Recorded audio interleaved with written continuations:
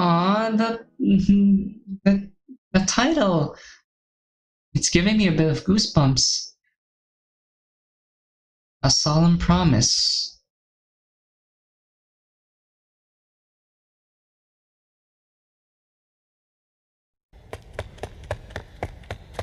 What? What's happening?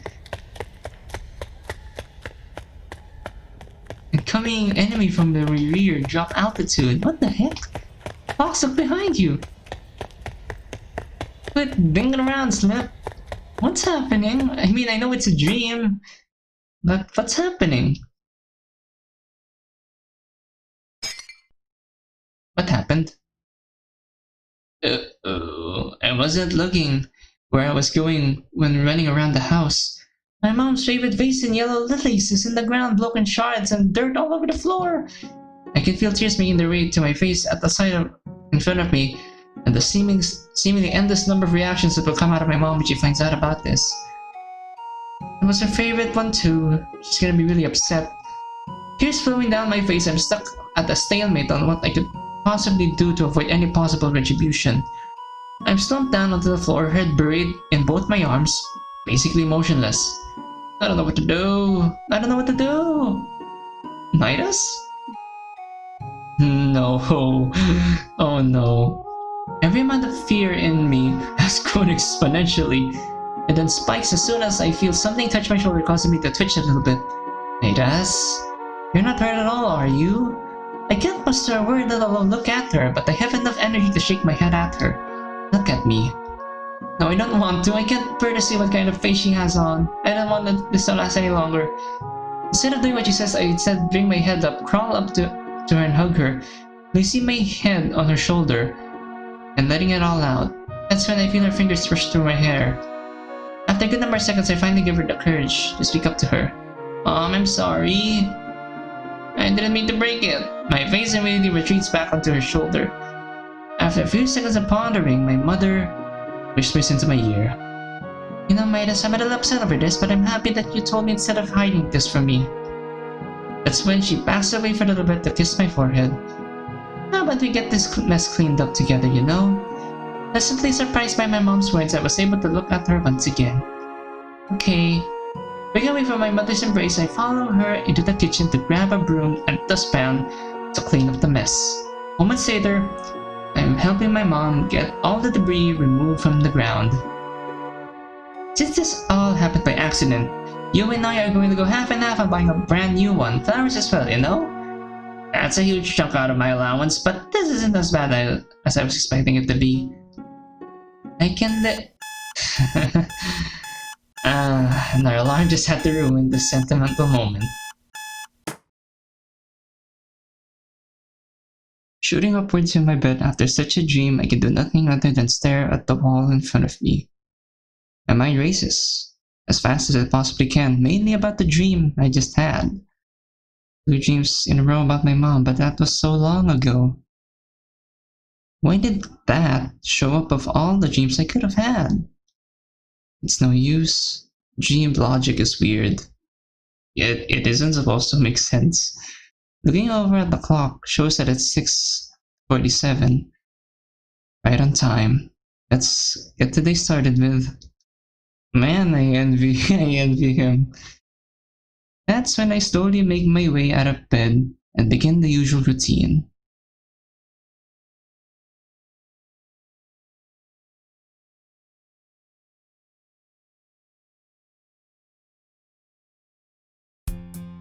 I really dislike earth science. At least it's not biology. I love those 2 subjects. It's a miracle I was able to pass that class last year. This class is now over, which means it's lunchtime with Yuri. I've been looking forward to this all day. I can't wait to see what she brought in this time. Not much happened after I left the lake yesterday, except for getting envelopes, ready for mail money orders out, and writing a poem about the mysterious feelings that came to me at the lake. I'm feeling overall happiness as I'm walking over to my locker. Once I'm there, I open it up, place my box from last class in there, and shut it. The moment I turn around, one of the students in the school invades my vision. Who else? Who else could it be? Before I can make out who it is, the vest of my school uniform is forced to the ground at my back is forced against my locker. Shocking at what's transpiring right now, it takes a moment to register who's in front of me. Again, Wallace. Anger slowly building inside me because of the situation I'm in. What do you want? Give me a few dollars and I'll let you go. His tone of voice isn't as god-awful as it usually sounds, which throws me off guard. All the anger inside me has been replaced with fear as I realize I have no money on me and completely forgot to go to the ATM yesterday. Oh god, oh no, what do I tell him? I really wish I could disappear right now. Why can't I reverse time and just have known to not mess with my locker? His fist makes itself even more known on my chest with an extra pressure he's adding. Next, he takes his free hand and starts pounding the top of my Hello? Hello? Anyone home, huh? Midas, think. Oh wait, that's not... I thought that was us talking to ourselves. I've about had it up to here, with his constant assault on me. The anger inside me from earlier makes itself known again. Not wanting to put him anymore. Ooh. I somehow able to push him off me, causing him to stumble backwards a little bit. At this point, I could care less about my tone of voice. No reason I'm acting civil right now. I don't have any. Leave me alone for God's sake. Why not? How the hell are you supposed to answer something like that? I just don't have money. It's not supposed to be hard to understand. I didn't even know something that stupid could come out of him. It's Wallace we're talking about. Of course I would expect stupid shit from him. He takes a step towards me, while I was absolutely dumbfounded by his question. The moment he grabs a hold of me again and pushes me back to my locker, it's when I hear an all-too familiar voice from down the hallway. Oh, Monica! Here to save the day. I look over to confirm that I just heard who I thought I heard. Just in time to save the day. Monica, maybe she could save me. Oh, I know something that might work. Right now, I'm giving no consideration as to how loud I am. I'll use this to my advantage so that other people can hear me. Much to my I can't scream. It's nighttime. Much to my dismay, I don't think a lot of people heard that. That seemed to shock both Monica and Wallace a little bit. Still with this grip on me, he turns his head to face her, then backs to me, and then back to me. Trying as I may to push myself off forward to escape all of this. His grip on me is tighter than before, practically checkmate. His annoyed expression doesn't change for a bit, but is eventually replaced with a grin that I don't like to see at all. Oh, lucky you. Your little girlfriend's come to the rescue. Come on, Wallace, I don't think of Monica like that. His stupid grin doesn't leave at all, and I still wish I could completely vanish from all of this. What the fuck? Hey, you're that one bitch from the ligament club or whatever the fuck. Point is, you forgot one of the bones in his pants, you freak. Oh, that's what he was talking about. Wait, what the fuck? Bruh, why were you looking for one? What did you just say? I can't believe Wallace still hasn't let go of me yet. You heard me, you're a freak. I heard what you did to my bud Kay last year. The hell is wrong with you? Oh. I haven't played another moment with you because according to Zera, Kay comes from that mod. So is this some sort of continuation? That's what I'm guessing. If you guys would like to see me play another moment with you, then do tell me, because that's one of the mods I'm interested at, and if you guys would like to see me do it, then why not? Okay, continue. Monica takes a step closer to him. Us, I guess. What is wrong with me? The hell is wrong with you? Picking on a Don't say that out, Monica. Uniquely minded student like this. Usually I'd be upset over using special needs like that, but it seems justifiable right now. There is no right to bully someone, special needs or not. Wait, how does she know? It's not like he has feelings or anything. Wait. Wallace, I swear to Christ, if you say one more word, What's happening? Who is this? Oh god, no, I know that voice. Oh no. What's all the commotion going on here? All three of us look over to Yuri. Oh, for fuck's sake, now is probably the worst time for Yuri to show up. I don't want her to get involved in any of this. Wallace still hasn't let go of me, and he has that grin again, which tells me things are gonna go from bad to worse. Look! Oh, tits have arrived. Now you have somewhere to hide. Good joke. Before I even had the chance to figure out how I feel about that statement, I feel myself being moved away from my locker and being pushed with great force. The sudden impact with her sends us both crashing to the ground, causing her to drop her bag in the process. With both of us on the floor, and after taking a moment to regain my senses, I quickly back away from here a little bit as I feel like I've already invaded her personal space enough. My focus shifts over to Wallace and Monica. Extra squishy today, huh? Okay, I've seen enough. We're seeing your father about this. Okay, just wanted to let this out. This is actually pretty good. It's a pretty good scene overall. That's when Monica grabs Wallace by the ear and starts walking towards the principal's office, but he doesn't budge at all. Let me go. And presumably this is teasing Monica. Let me go. Wallace then does the unthinkable.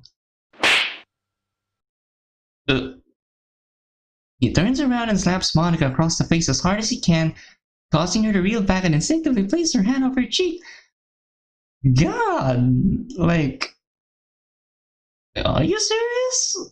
I wouldn't lay hands on a girl, or anyone for that matter, but God, now I gotta do something about what are you trying to do? What are we planning? Once we get up from the ground and start walking towards him, he unexpectedly starts to walk away. What did we just do? Pain is sent throughout my whole body, effectively gripping me for a short time. It's then amplified by Wallace kicks me away, back into Yuri again, this time bumping into the left side of her body. All of this, and it's just the four of us in this hallway.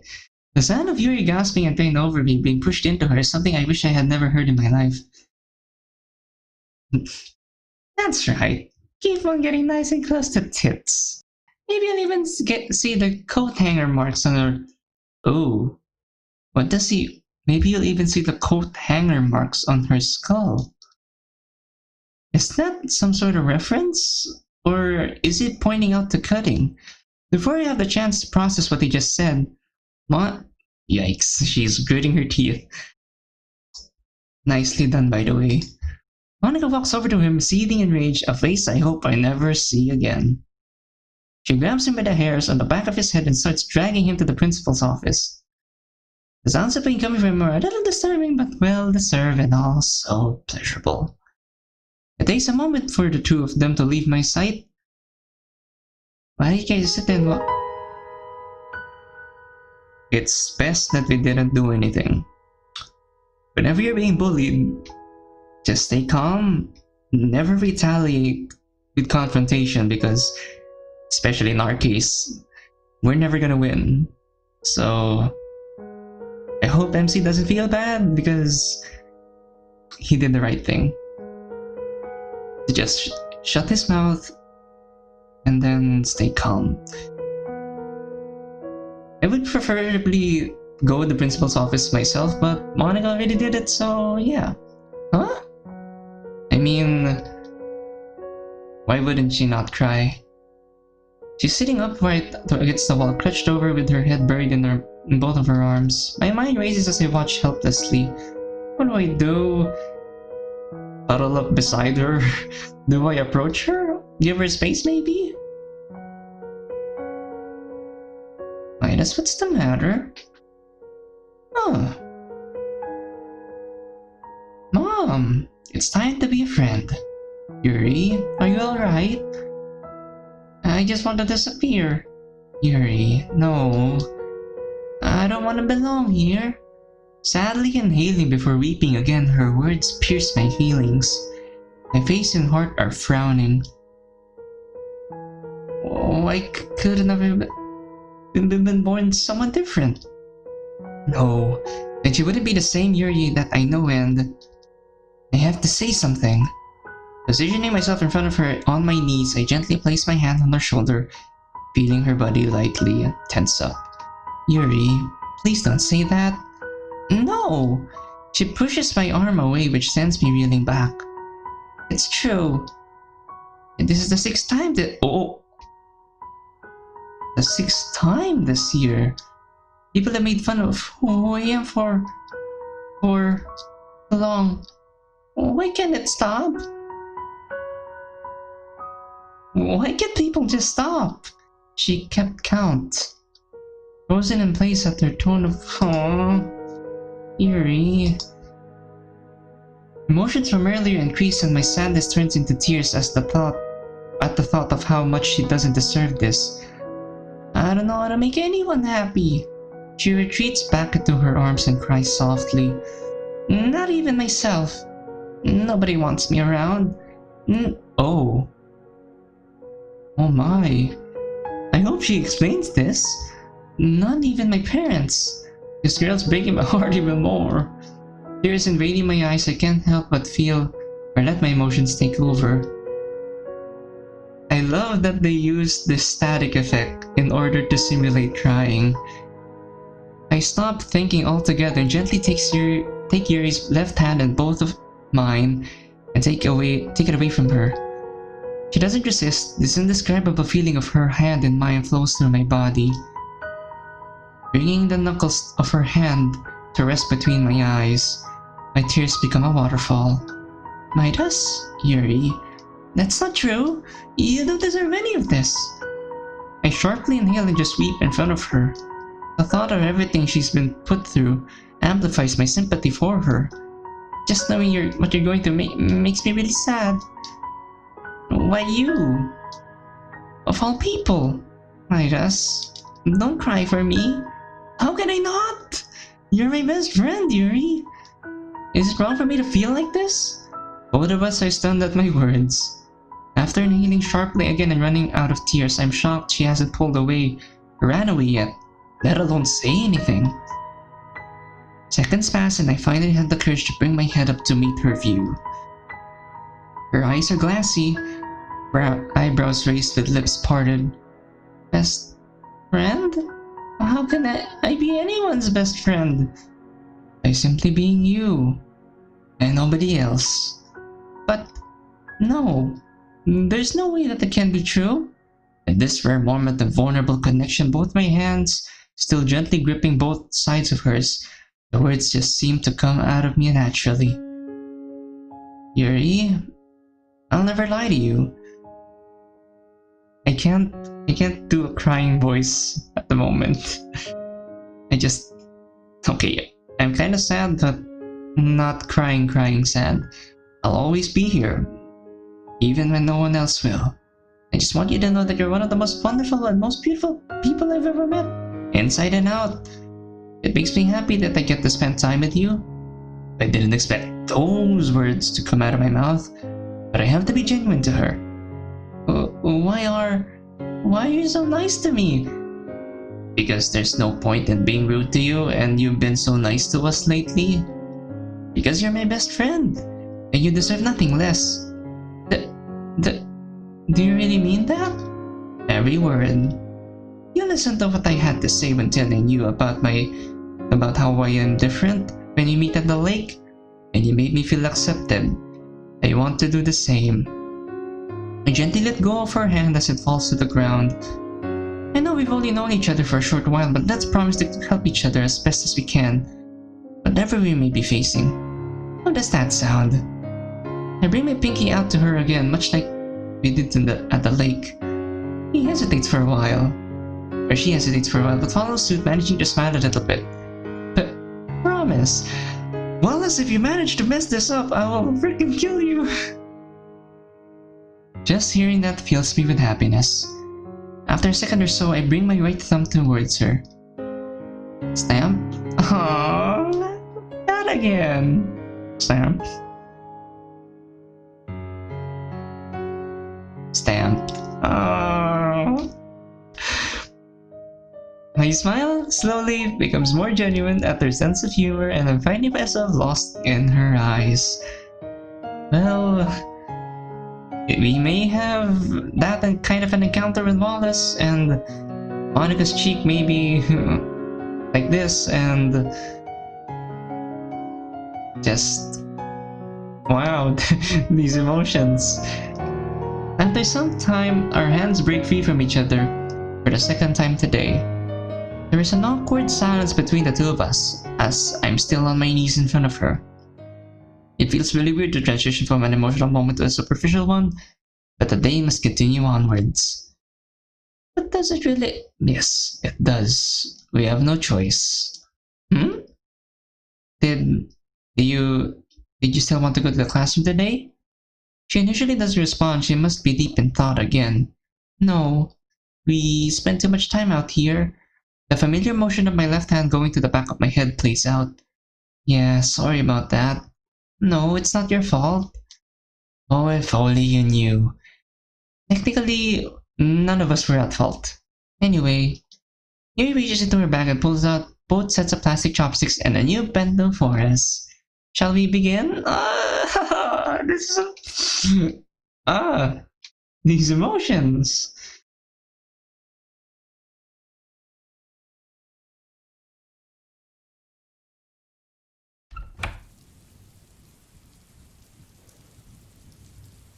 Leaving my math class and begin to my walk to the club, I can't help but think that this has probably been one of the craziest weeks of my entire school career. What's that sound? Is it raining? The rest of lunchtime went surprisingly well given that everything had transpired, as well as classes afterwards. Yuri surprised me by bringing me in 4 eggs over hard sourdough toast, hash browns and white rice for us, and I returned the favor with both bottles of tea I brought yesterday. Well, at least we got to share with her. Not gonna lie, I didn't think tea would go well with breakfast food, but I was proven wrong. Tea never goes out of style. Another thing that felt nice to the both of us was how silent the hallways were during that time. Nobody was around to interfere with us or judge us, but that nice feeling didn't last for long.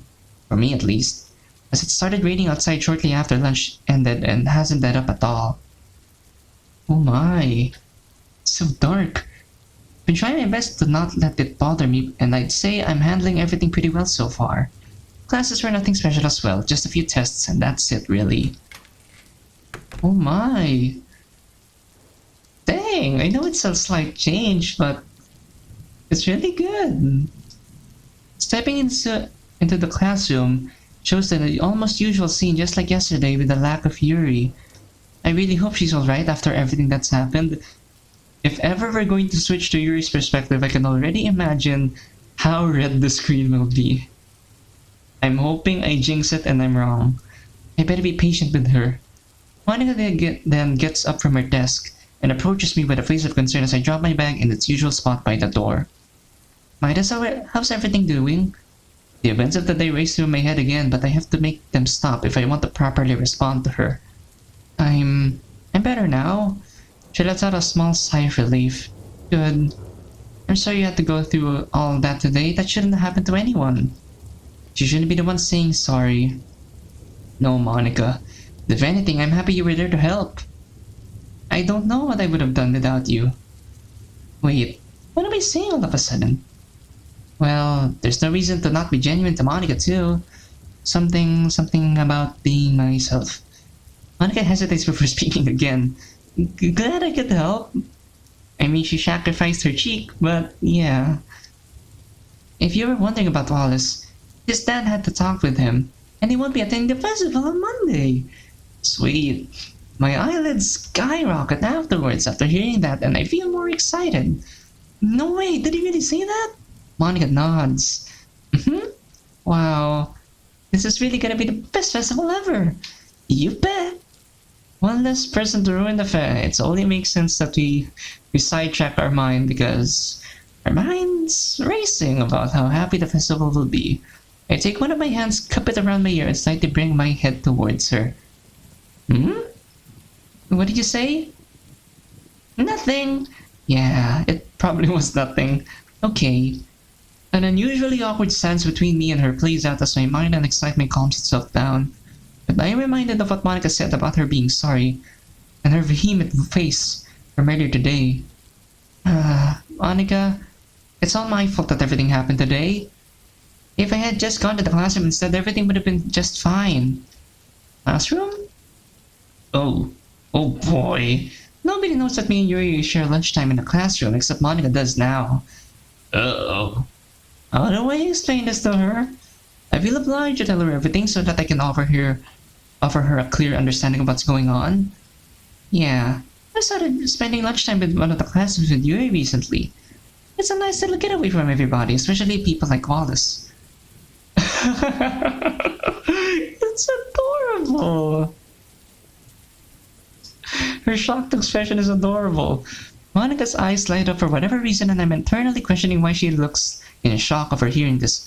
But that shouldn't be too important. I hope we swap with Monica, or at least know what Monica's thinking. I feel like I could have prevented all of this. None of this would have happened if I had not gone to my locker today. I stand there, barely making eye contact with her, waiting for whatever may come out of her mouth. No. I think I've heard enough. Wait. Huh? I think I heard enough. Of what? With that, I watch her walk back to her desk, now feeling confused. What's that supposed to mean? A quick tap-tap is felt on my shoulder, causing me to turn around. Thank God you're here. Oh my goodness. Yuri fills my vision, which makes me happy that she seems to be alright. But I also feel awkward about being around her now due to the emotions we both saw and experienced firsthand in each other. So that's what started everything? You've been eavesdropping? Oh no. How much of that did you hear? My mind is racing again, fast enough for me to barely be able to form what I want to say to her. Yuri, Midas, let's just start our time here with making some tea. We can talk about things in the hallway. Okay, at least she wants to talk with us. How does that sound? I can already imagine the warm feeling of tea and how that will make me feel, but I also can't help but feel some weird sense of satisfaction about being able to explain things to her. I would like that.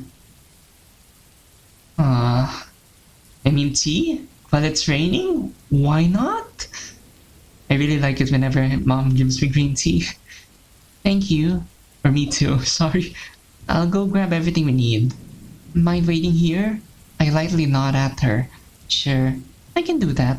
Thank you. Watching Yuri walk towards the closet, I look forward to making tea with her again. It'll help me, and her, feel better. But the overall atmosphere of everything right now just seems tense, and the rain outside really isn't helping anything. The events of the day still haven't completely passed through my feelings, which is bothering me ever so slightly.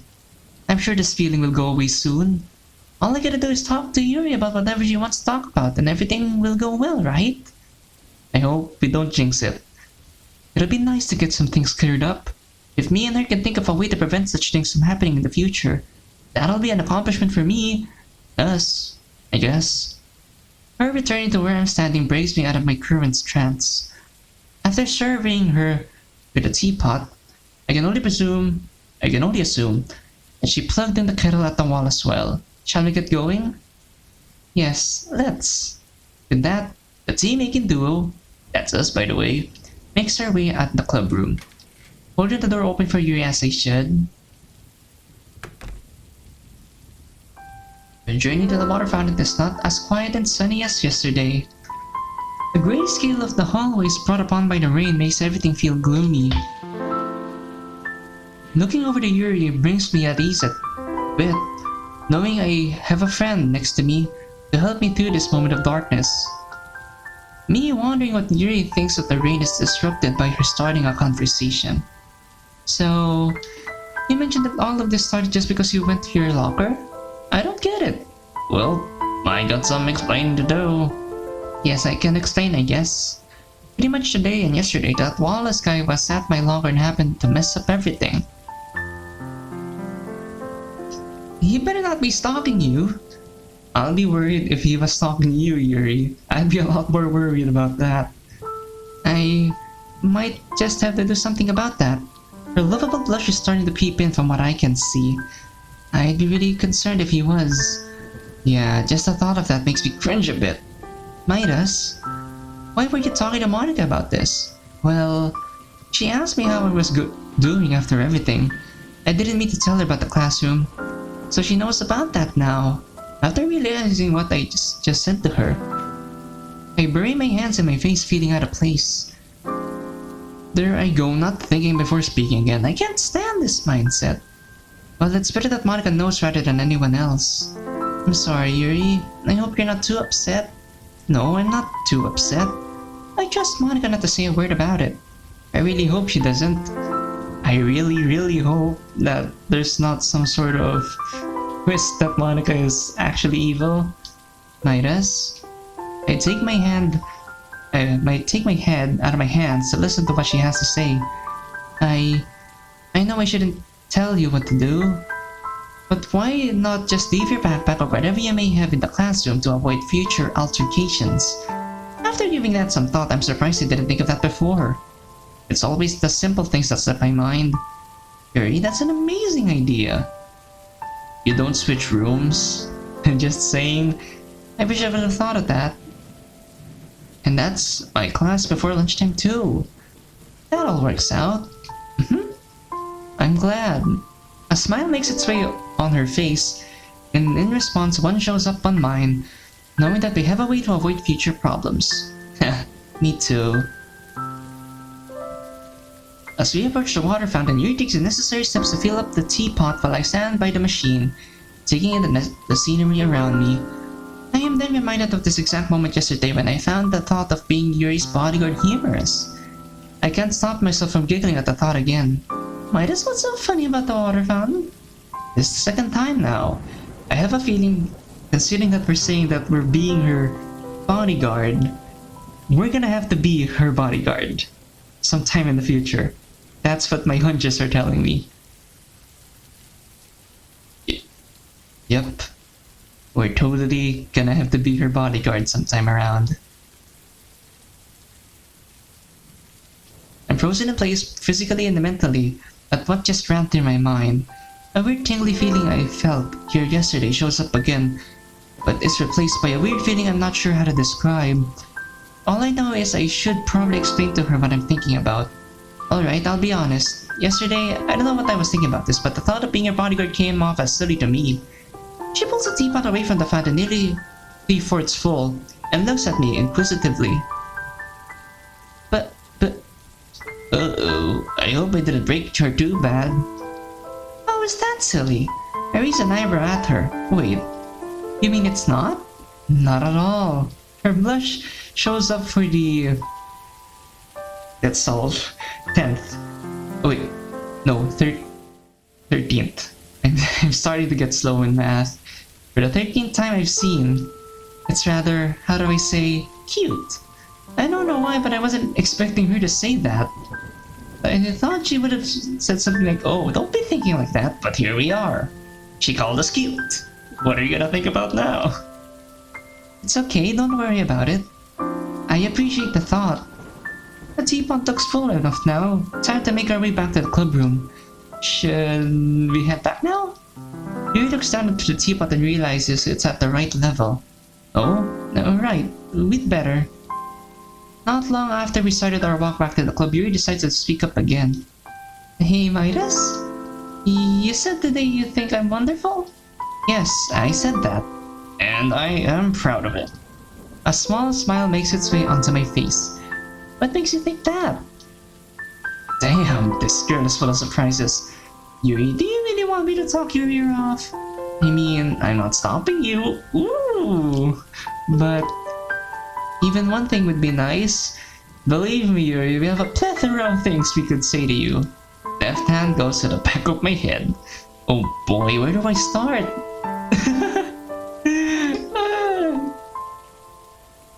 I'll said this a lot of times before and I'll say it again. Sprites add to the feels. She's so adorable. From the beginning. How in God's name is she being the cutest girl alive? Correction.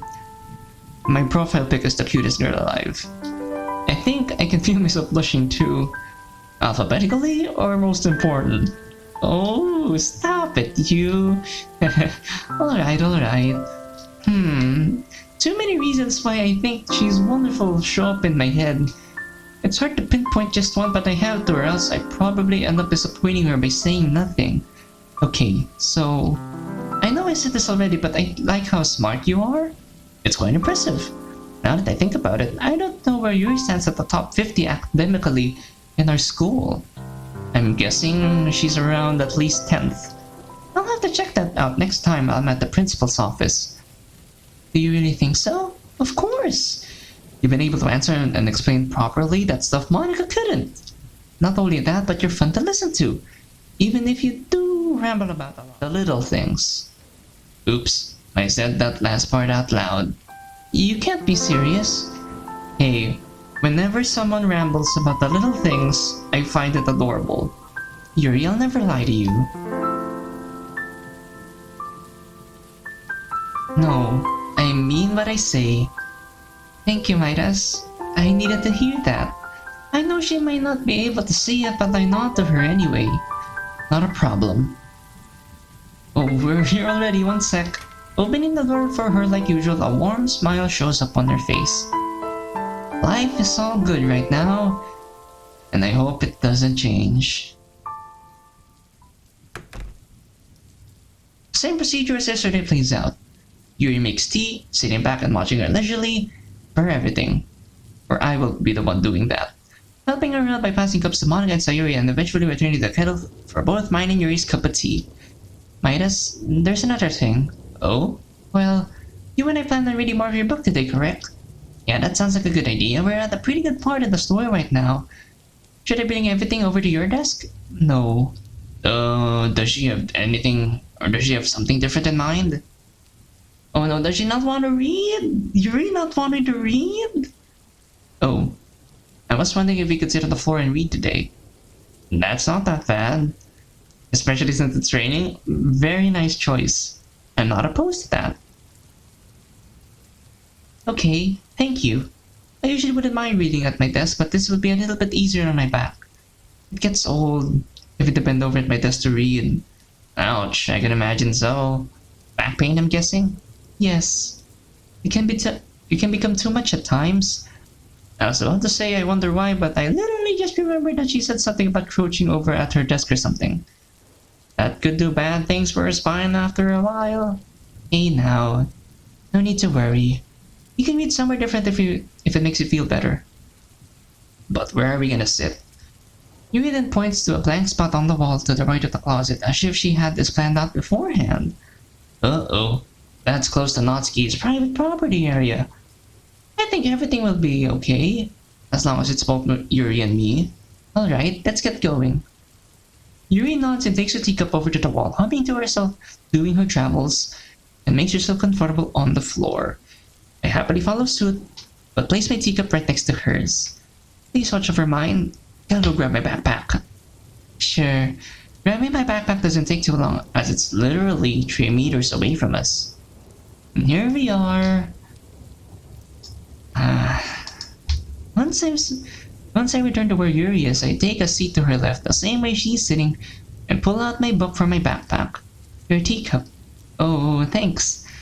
Carefully grabbing mine from her and setting it down on my left, I take out my book and assemble our usual reading style, staring blankly at the pages. Sitting down like this while being this close to Yuri feels rather nice, not gonna lie. My arm, pretty much the whole side of my body, up against hers, keeping my free hand to myself, of course. However, it feels weird this time, taking control of the left side. I hope that Yuri doesn't read too fast, but at the same time I remember pretty much how this book goes, so it shouldn't matter too much if she flips the page before I'm done, right? 3 minutes pass by the comfortable silence, half of our tea is gone, and I find myself somewhat engaged in the story, until Yuri decides to speak up again and look over to me. Hey Midas? You said that cats are one of your favorite animals, is that correct? Yeah, that sounds about right. Why this all of a sudden? Maybe because your book is about the jungle? Well, as insane as this might sound, I myself am rather fond of elephants. Aww! Cute! My eyelids shot upwards at the statement. Whoa, for real? Mm-hmm. They're so enuncious in nature. I hope I'm not butchering that pronunciation. And they're also highly intelligent, emotionally and socially. The only thing I remember about elephants is that they see us as cute. Did you know that elephants see us humans the same way as we see a kitten or puppy? Wow. I wasn't looking at the screen when I said that. I think that's quite lovable. Again, this girl is full of surprises and I like it. That is pretty cute, now that you mention it. I'm guessing that makes you enjoy this book much more? Yeah, you could say that. So elephants are your favorite animal? I'm not sure why, but something tells me I should remember this. Definitely should remember that. Either if it's like a stuffed toy or we're gonna take her out to the zoo, you should remember that. Another minute or two passes. She's just so adorable. Every one of the CGs are adorable. And I still can't help but wonder what's going on in Yuri's mind as our journey with Ellie continues. And now we're going back to Lady Yuri of the Jungle.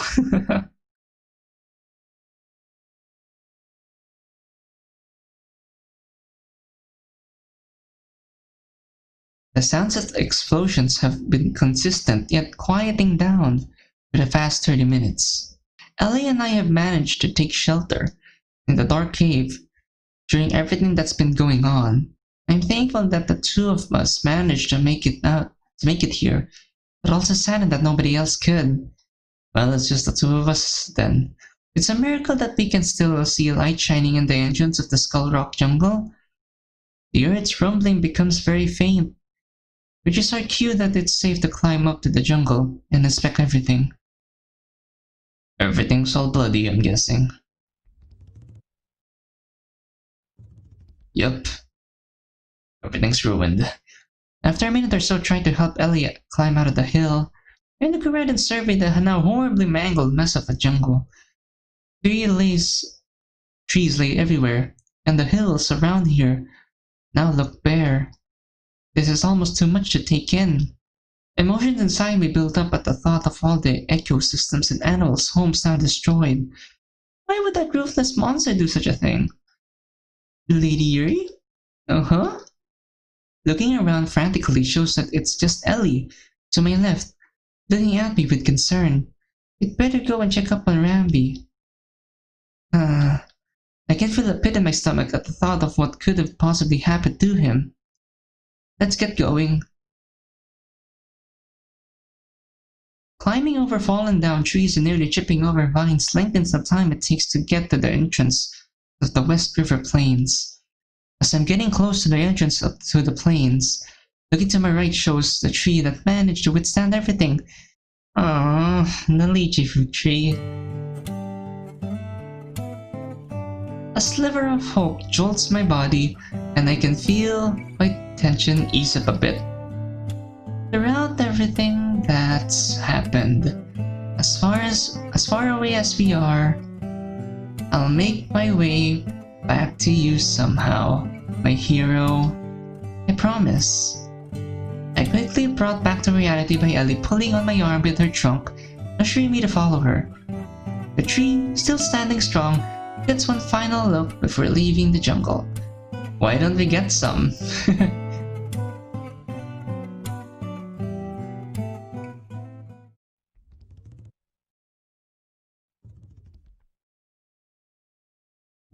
The muddy terrain of this area doesn't make traversing any easier. While there are downed trees around here, they're far and few between, as this area is, or was, an open grassland with a chasm that divides west and east plains. Walking towards the chasm, the settling sun invades and burns my eyes, and it hurts mine, causing me to look away until my eyesight adjusts. Some time passes and Ellie appears to have made her way towards the chasm, spending time with another being that looks just like her. That must be Rambi! Hastily stomping through the mud to meet up with the two of them confirms the fear I had back in the jungle. Oh. Oh my. That shocked me a bit. I should have opened the lights. There he lays dormant on the ground, rib cage exposed with blood spilled everywhere. God, I really wish I hadn't caught a glimpse of his exposed, slowly beating heart. The pit of my stomach returns and blooms into a full-blown mess of sadness and dolefulness, and I'm not very successful at hiding any of my emotions. Oh my God, he's alive! God, are you alright? I hope this is just Yuri's imagination and not exactly the book, because if this was exactly the book, that'd be so dark! Ellie slowly lowers her head to him. Yeah, Rambi. Barely. I can't bring myself to respond back to him. Tears invade my eyes again. Lowering myself into his level, I slowly start to rub his upper back in hopes of any type of comfort. Lady Yuri, please stop chaos before the whole island is destroyed. Oh God! Join forces with Lady Yuri. Help her in any way you can. I will, I promise you, Rambi. Rambi's breathing becomes less and less frequent as time passes. You can do it, Lady Yuri. I have that much faith in you. Life is long when you live it, but also short when you look back. Farewell, friends. He draws one final breath before going motionless. I can't help but bring my head to his lifeless body and stop uncontrollably at the loss of another friend of my life. I don't even want to think about how I'm gonna go about dealing with chaos. I wish I wasn't on this island anymore. I don't want to live in a world anymore with all my friends are taken away from me. I just wish I could go home. So my hero. I'm not a hero. I'm nobody's hero. I can't do anything right. Presumably MZ is just trying to slap her back into reality. Huh? Ellie's trying her best to comfort me. She wrapped her trunk around— oh, that's Ellie.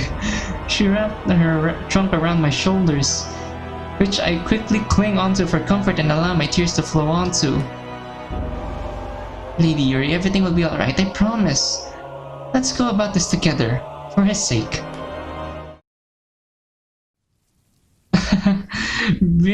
Being brought back to reality once again, I look over to Midas, who has his eyes barely open, repeatedly hitting the back of his head against the wall?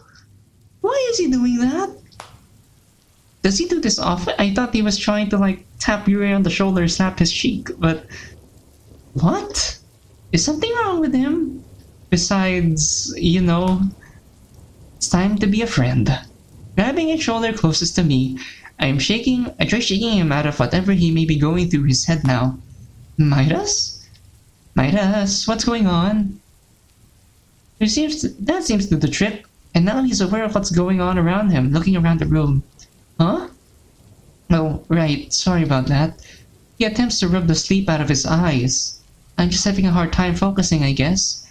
That's right, I was wondering what was going on. It's just... I'm sorry I'm such a slow reader most of the time. That doesn't really explain why he was doing what he was doing earlier. Midas, you don't have to be sorry about that, it's okay. Besides, you're patient with me, so I don't mind mirroring your good traits. Also, if I'm reading too fast, please tell me. I'm your friend, I want to make our time together enjoyable. He smiles back at me, which causes me to smile back in return. Thanks, Yuri. I only read slow because sometimes words just don't make sense. Like, I'll see words and read them with my mind, but the meaning behind them won't. How do I say? Comprehend properly. But the meaning behind them won't. How I say process or comprehend properly. Almost like one ear out the other. Like, Midas then lets go of his side of the book to yawn and stretch, which nearly causes me to return. I'll read a sentence, but not be able to comprehend what it means, like a part of my brain can't keep up. You know what I'm saying? I honestly don't. Maybe this is a part of how different he is. To be honest, I do not. Seriously? That happens to... Yeah... Nobody else? Sorry, Midas, I can't relate. Oh... He then proceeds to burn both of his hands in his face and bring the back of his head to the wall again. I'm sorry, I don't think I want to read any more. We're just probably sleepy. There. Why don't we don't have to read if you don't want to. You can relax for a bit if you'd like. Midas? Did you seriously fall asleep in front of me? Wow. I wish you could fall asleep. Oh. I wish I could fall asleep that easily. I was expecting that she would be kind of pissed, but then again, there's no reason to. Life would be so much better if I was able to. Yeah, not the arm. Oh. Ooh. I didn't expect him to lay his hand on my shoulder. Once the pain in my arm subsides, the same feeling I felt yesterday from walking home with him returns. I didn't expect it to be this strong, though. I should probably move away from my arm. Because of my arm. And this is a bit sudden, but at the same time this feels nice. I still feel a little bad about not reciprocating his affectionate gesture from yesterday. Maybe this is how I can repay the favor?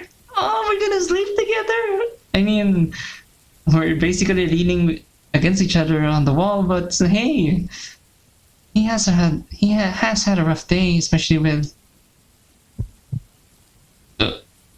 I should have been there for you. I should have protected you from that monster that walks among us.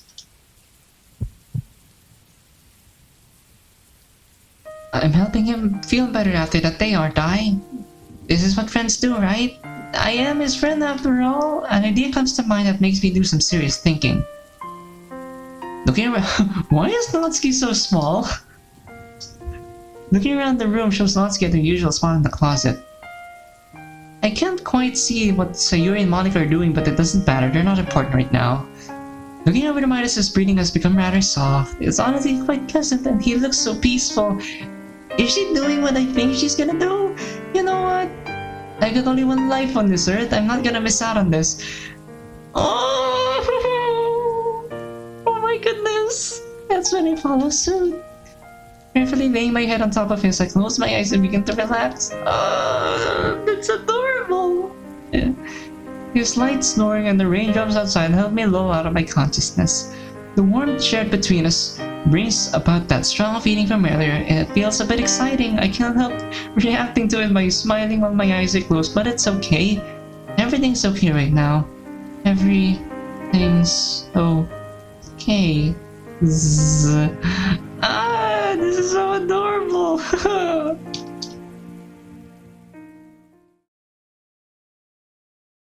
Only makes sense that we take Monica's position. About a minute ago, Sayuri stopped by my desk to ask advice for the poem she's writing for the festival. Why does rhyming have to be so hard? Oh, believe me, it's not that easy. But props to you for trying to make this work. Now let's see. Something I recently learned from one of my elective classes pops into my mind. Aww, it's been a while since I've heard this. Sayuri? Yeah, Monica? You know, not all rhyming words have to have the exact contact consonant or vowels at the end. A line? One of my favorite songs happens to rhyme life with tonight. Please do tell me what's that title of the song. What? But how? Well, think about how they sound. Those words have the button. I don't want to try saying that sound to them. Try saying it slowly, and then you'll see what I mean. Life tonight. Wow, so mind-blowing. Naihu, naitu. I expected her to think of how they sound, not actually say it out loud. Oh, I get it. Good. So, what word is it you're trying to find a word that rhymes with gone? Okay. Well, as silly as this may seem, one thing that helps is to take the rhyming sound and put it at the end of every letter of the alphabet. Sayuri stares at the desk for a while, as if she's lost in thought of what I just said. It's about time she started some critical thinking. Dawn? Hey, that might work. Thanks for the help. Good. Glad I could help. Monica, what did you plan on writing for the festival? I find myself tapping both my fingers on my desk for a while, but can't think of anything in particular. Right now, I'm not too sure. I'll have all weekend to think about that. Yeah, no need to worry about that right now. And what about Notsky and Yuri gonna write this year? Now that you mention it, I haven't heard a thing from Yuri or Midas in a while. I'm gonna go and check to see if they're okay. Believe me, Monica, they're more than okay. Okay. Getting up from I'm still curious as to why Natsuki's so small. Like, I know she's small, but she's not this small. And why is the music fading? Getting up from my desk and looking around the room shows Natsuki in her usual spot in the closet, reading her manga, but I can't see Yuri anywhere. Maybe she went to the bathroom? Look to your right, below the windowsill. Probably, who knows? But where's Midas? I haven't heard from him either.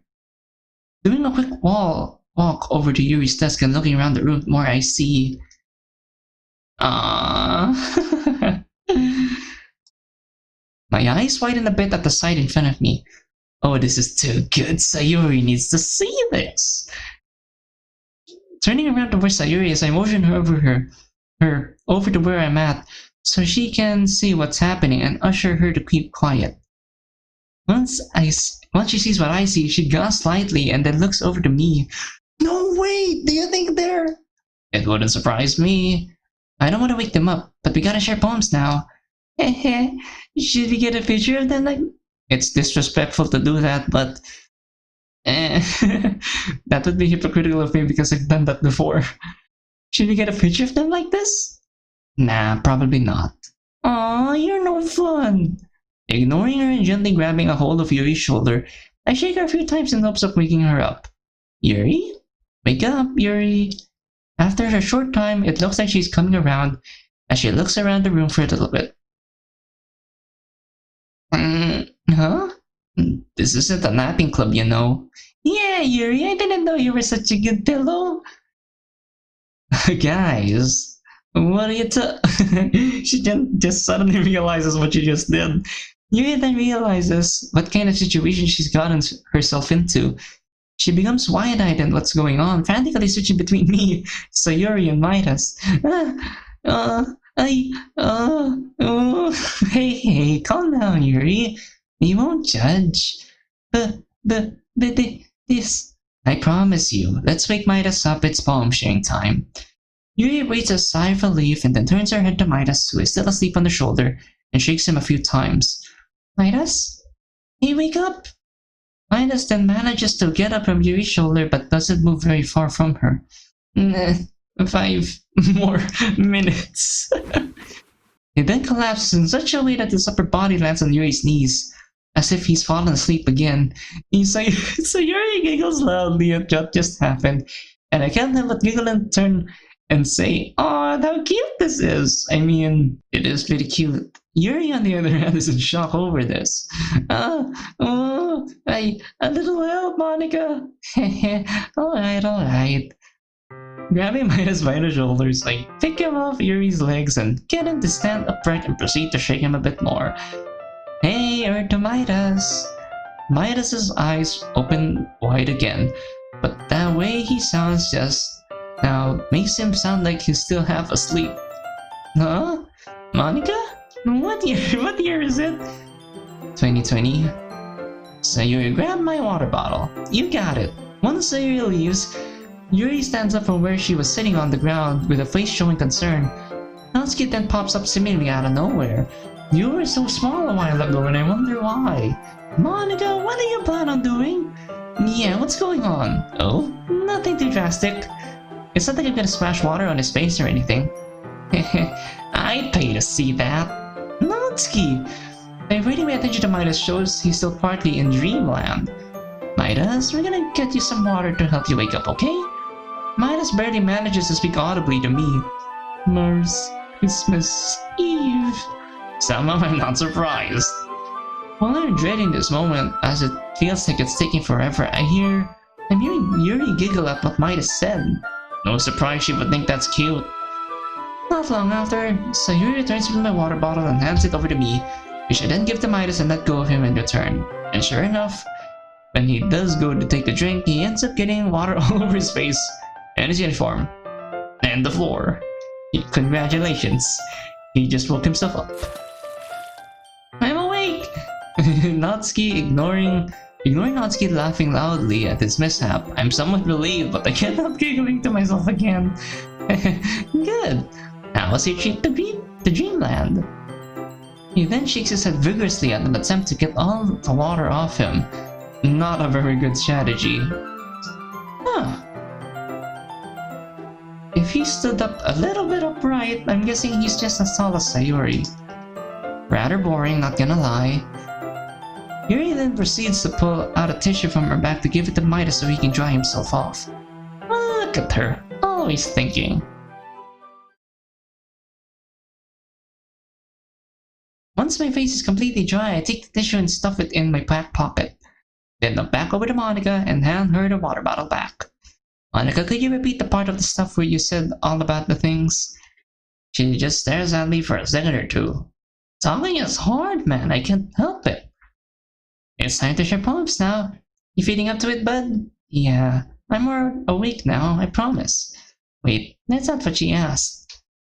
Right. Hope to see you soon. Monica walks away from me over to where Natsuki is, while Sayuri's sitting at her desk, writing down something. Okay, good. They're all busy. And what about Yuri brought in for today? Looking around for a little bit shows Yuri, still relatively close to where we were sitting down earlier, but she looks a little apprehensive. Did I make her upset by not wanting to read anymore? Do we dare even bring that up to her? Should I wait for her to talk? Maybe I should try Midas? How is it doing? How are you doing? Huh? Oh, I'm better now. Yeah, maybe I should bring it up. Sorry about not wanting to read her anymore today. No, don't be sorry. We all had those days. I'm not upset with you about this. Hearing that makes me breathe a sigh of relief. The last thing I want to do is make her upset. Okay, thanks, Yuri. She then looks away from me for whatever reason. However, would it be okay if I read your poem first? I don't know why, but something seems set it all off. I didn't even say anything to her that would cause her to be pink already. Maybe if I just be myself, then things will be fine? Yeah, I don't mind. Let me go grab it first. Doesn't take too long for me to grab my backpack and give her the correct piece of paper. She takes it from me and begins reading. Meanwhile, I can't help but feel nervous about what she's gonna say. It feels like seconds are becoming minutes. I mean, I did write about what I was feeling at the lake yesterday, plus I tried remembering what she said about symbolism yesterday. Time passes. She still holds my poem, but averts her eyes and attention to me, in which I don't quite make eye contact but look in her general direction out of instinct. Midas, I must say, I'm seeing improvements from last time. I never thought that you would be the one to try to write so mysteriously. I'm impressed by your effort.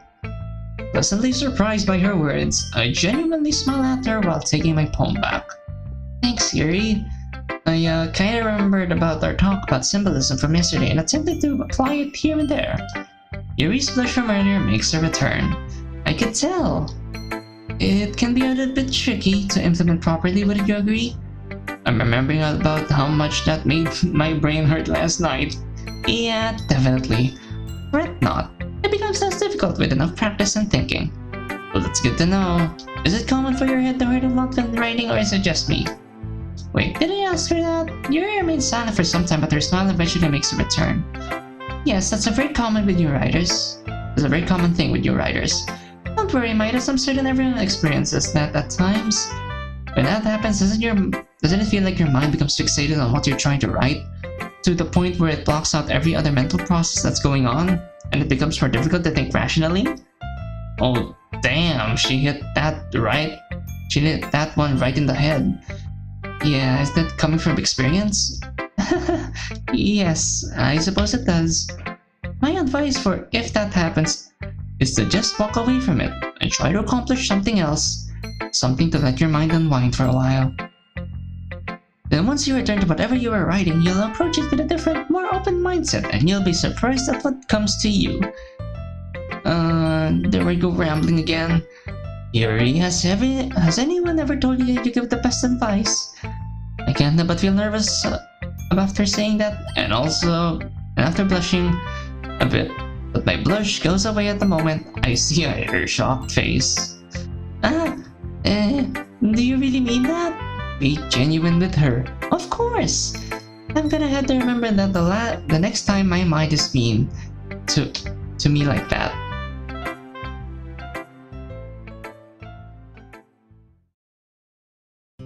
Midas. I'll be honest. I've always been too nervous to share any kind of advice to anyone. Really, Yuri? How come? Well, I've always been too scared of how people would react. I'm afraid that people would think I'm a know-it-all.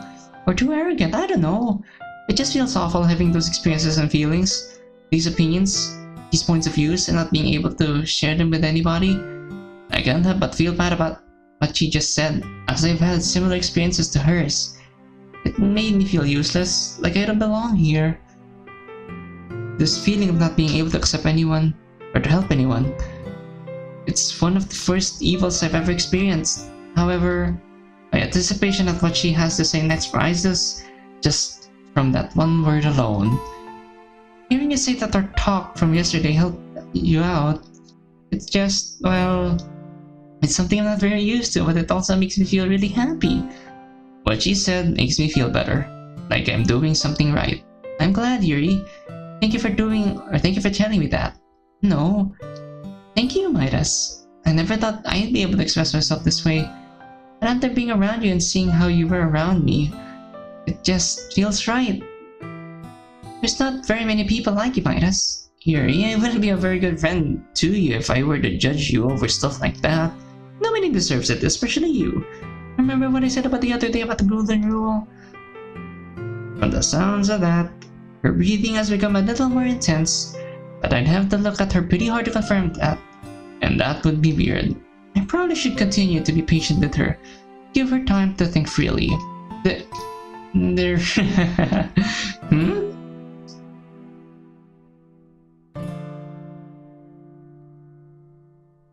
Never mind. I'm just really thankful to have you as a best friend.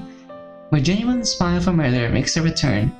Even if it does make my face hurt a little bit, I'm happy I can make her feel this way. Me too, Yuri. Another sentence plays out in the space between us until I remember that I haven't read her poem yet. Oh god! Oh, that reminds me. I still haven't read your poem yet. May I? Yuri reacts in such a way as if she brought back to earth or something. Yes, I'd be more than happy to share you mine. She brings her bag up from the floor, and pulls her poem out to hand it over to me, all while her smile never leaving.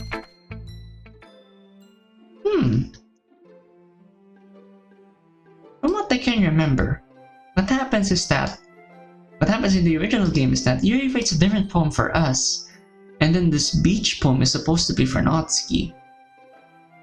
Huh. Wow. Yuri never fails to do such a good job at these. I give her poem back with hers while smiling. Yuri, that was great, but I'm curious though, what made you decide to write about the beach? You mentioned something about the beach 2 days ago, and I guess it just stuck with me. And I guess me saying that it was something with Natsuki, yeah, that doesn't happen here. I thought it would be fun to write about. I did? Yeah, you know what, I probably did. This might be weird to ask, but did writing about it bring back memories of your childhood? It did. I used to go there every now and then with my parents when I was a child. A few memories of my parents taking me to the beach play out in my head. Yeah, mine did that with me too. You let out a sigh, but doesn't sound like one out of relief. I could remember the last time I was there. It's an indescribable atmosphere that's accompanied with an indescribable. Ooh, that reminds me, I'm amazed at how well you were able to describe everything. Oh, it's just something that you learn to pick up after writing for a long time. Much like I said the other day about getting better with practice. A dumb idea comes to my head, placing both arms behind my back. I lean forwards a little bit. Oh please, Yuri, I just have to know your secrets. After a second or two, she giggles slightly and then puts on a face that shows she's deep in thought. I don't know. Oh wait, I accidentally... I think it might be too strong for you. Oh my. That's when I cross my arms and give her a somewhat serious look. Yuri, listen to me. I want only your best writing advice.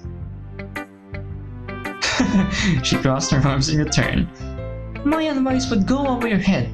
Amateur, you can't handle my best advice. Placing my hands on my hips, it's not becoming hard for me to contain my laughter. Yuri, enough of these games. I'm going to become a better writer, and I only need your best advice. Oh, is that so? I don't think you can handle my best advice. You'd better go to an individual that offers weaker advice. Arms down this time. I try putting emotion in my voice, but it's difficult when I'm on the verge of laughing. Yuri making jokes? Oh my goodness. Yuri, I'm telling you really your best advice. Sniff, I want to go do a good job for the festival, and I only need the best advice out there. Oh, what happened? You can't handle my best advice. No one can. My advice is fit for a beast, let alone a man.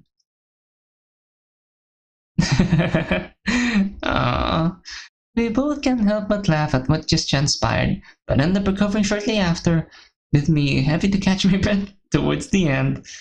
Don't worry, Midas. I think you're worthy enough. I can't help but breathe a sigh of relief, and I'm almost done recovering from earlier. Oh man, I never thought this day would come. I crossed my arms at her, this time with a smile on my face, and intently listened to what she has to say. Okay, so if there's one thing to remember to help with being more descriptive, it's not to only write down what you feel, but also what you see and hear. It's the little things like those that can really make a difference. What you see and hear. I like that. I'm gonna have to remember that. She then brings up her poem to where me and her, and see it. Take this line for example. Under a clear blue sky, an expanse of bliss. What did that make you think of? It made me think of the waves crashing under the sunny blue sky. Sorry. That's right. Now let's look at the next line. But beneath grey rolling clouds, an endless enigma. Yeah, everything becomes more overcast, changing the mood. You see? It's the little things that help. Paint the picture, as you would say. My smile and blush grows just from hearing her use my words to prove her point. It feels like I'm doing something right. I suppose. Hey, are you two available for communication? Oh wait, this communication. Communication. What? Wait, why did... I thought that we were gonna swap the Natsuki. Looking to my left shows Monika, Sayuri, and Natsuki looking at me and Yuri. How long have these three been listening in? Probably been a while. I divert my attention to Natsuki. We've been waiting for forever. I can't help but feel annoyed over knowing that she may have been listening in on me and Yuri, and decide to copy her facial expression. Oh, we're gonna tease her. It's not nice to eavesdrop on us like that, you know. Monika then intervenes with a rather serious tone.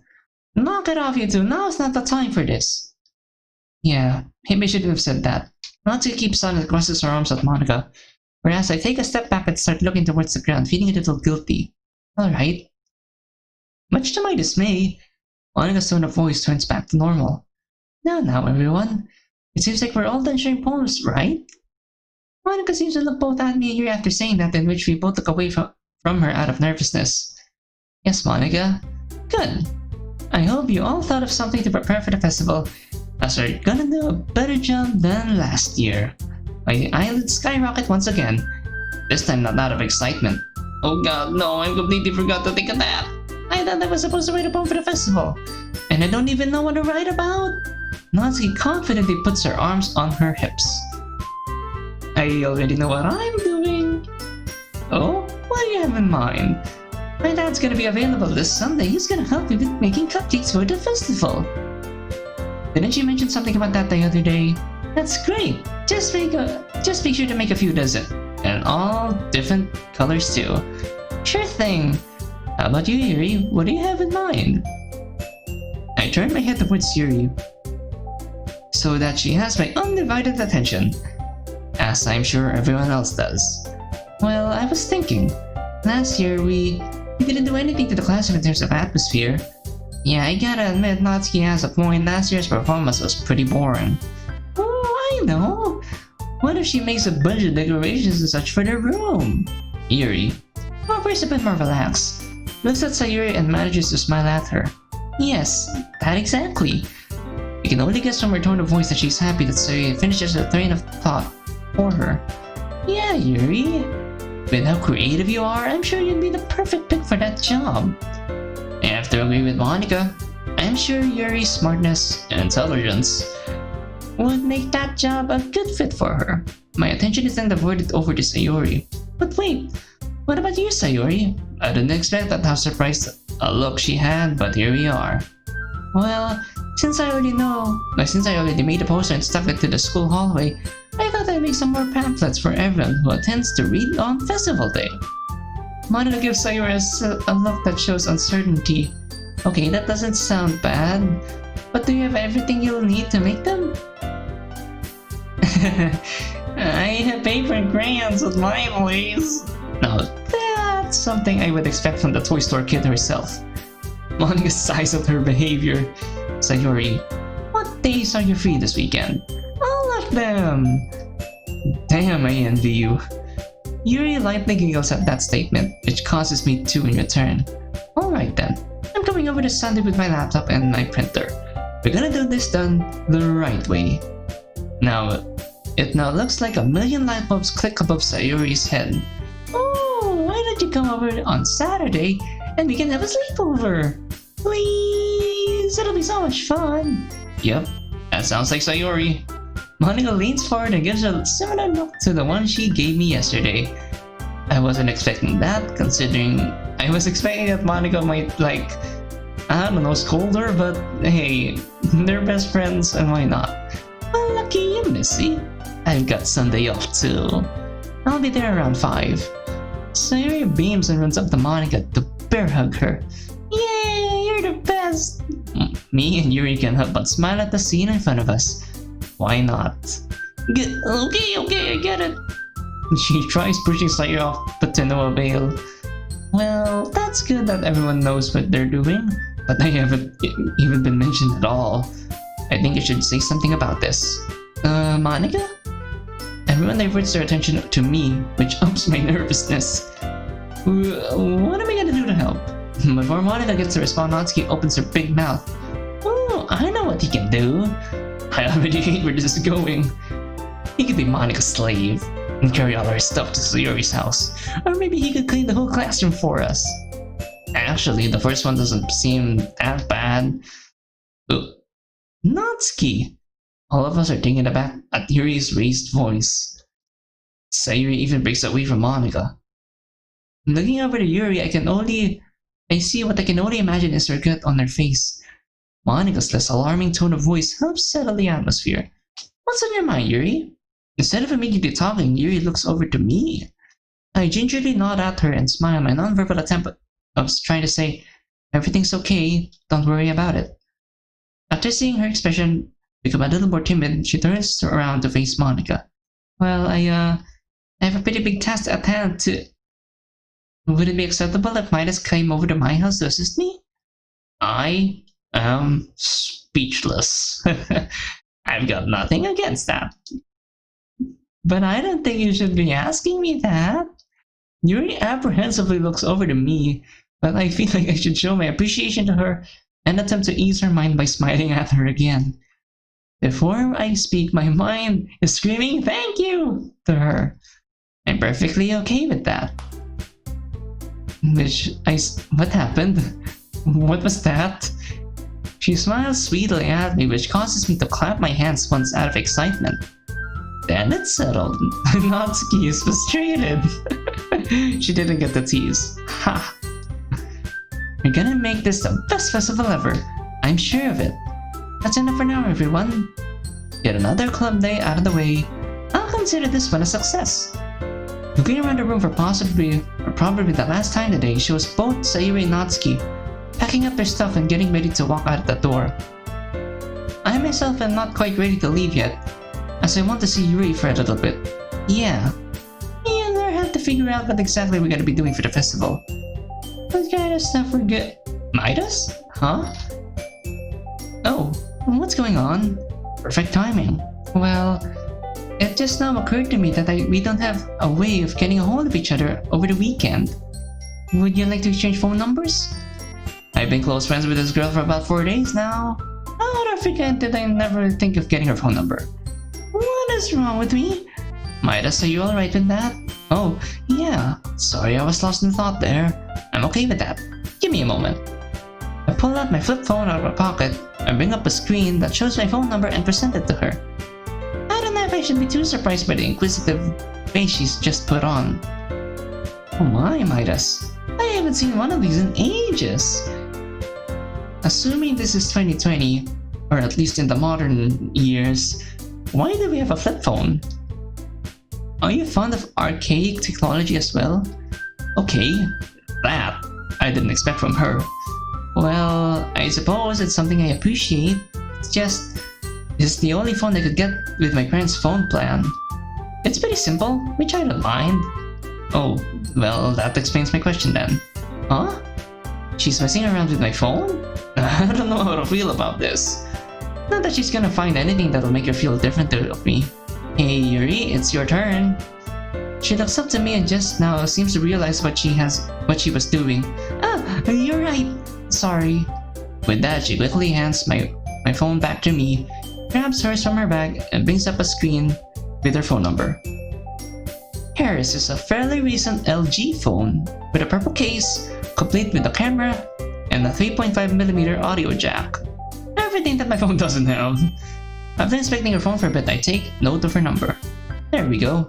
A total of 2 contacts in my phone. I swear I'm hearing footsteps right now, but I'm gonna push that to the back of my mind. What's happening? What's happening? Who was walking? Okay, got it. Ready to walk home? Maybe we could talk about the festival along the way. Actually, Midas, both me and Yuri turn around to see what Monica has to say. I was hoping I could talk to Yuri a little bit more. It's rather important. Ooh. I'm guessing she's gonna address Yuri about us. Well, I'm blankly staring at Monica trying to process what she just told me. A slow, creeping feeling of disappointment makes itself known. Well, so much for getting to walk home with Yuri. At least I got her number now. But what could Monica want to talk with her about? I decide to step forward with a concerned face and talk about what I'm thinking of. Monica? Yuri's not in trouble for anything, is she? Monica smiles sweetly and looks down at me, which makes me feel a little more at ease. Midas, she's not in trouble, I promise. There's nothing to worry about, bud. I hope she's not lying. Her and I are just gonna have a talk about club stuff. Monica's club president. She knows what she's talking about. It probably is about club stuff anyways. Alright then. There's one more thing I need of you, Midas. Huh? What would that be? As club president, it's best if I'm able to contact all my members if something were to happen, or an emergency comes up. Plus I'm gonna need to know what poem you'll be presenting on Monday. That's actually kinda clever. Pushing aside the fact that I still have no idea what I'm going to write for the festival, I like that. I can live with that. Monica takes out her phone for wherever she keeps it, and the same number exchanging procedure plays out, but without her commenting about my phone. Stepping away from her to grab my book bag, I wave to Yuri before leaving the club room, which she smiles warmly, and we exchange our farewells.